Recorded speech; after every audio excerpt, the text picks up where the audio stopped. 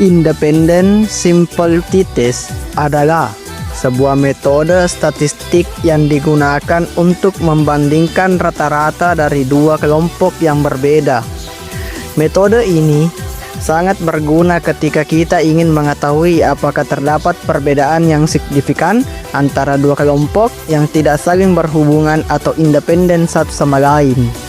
Tujuan Independent Sample T-Test. Tujuan penggunaan Independent Sample T-Test sering digunakan dalam penelitian untuk menentukan apakah perbedaan antara dua kelompok adalah signifikan secara statistik yang dapat membantu dalam pengambilan keputusan berdasarkan data yang ada.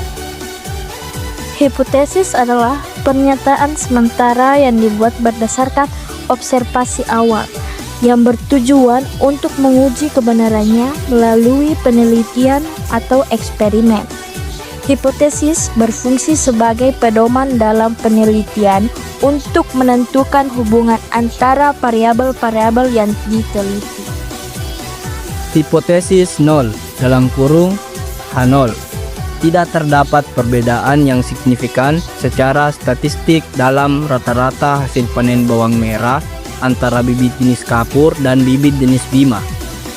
Hipotesis alternatif H1. Terdapat perbedaan yang signifikan secara statistik dalam rata-rata hasil panen bawang merah antara bibit jenis kapur dan bibit jenis bima. Pertama masuk pada aplikasi SPSS, kemudian masuk pada variable view, kemudian klik pada name dan isi dengan variabel X dan Y, lalu klik pada label dan isi pada variabel X dengan nama kapur dan pada variabel Y bima. Selanjutnya klik pada values, kemudian titik 3 dan isi kolom values dengan angka 1 dan kolom label dengan nama kapur. Kemudian klik ADD dan OK. Begitupun pada kolom variabel Y, klik titik 3 dan isi kolom values dengan angka 2 dan isi label dengan bima dan ADD, kemudian OK. Selanjutnya kembali ke data view dan pindahkan data dari Excel. Masukkan angka pada kolom variabel X.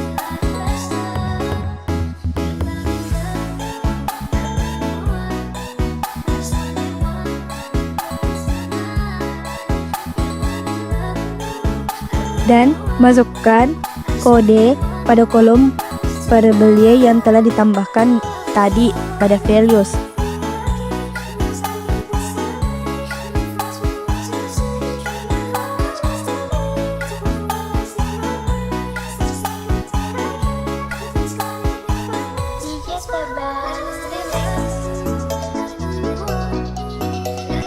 Lalu klik Analyze dan klik Compare Means.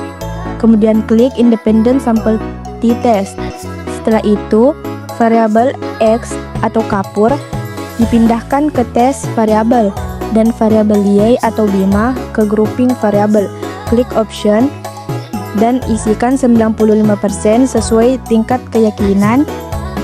Kemudian klik Continue. Lalu klik Define Groups dan isi bagian grup 1 dengan kode angka 1 dan grup 2 dengan kode angka 2. Setelah itu klik Continue dan OK.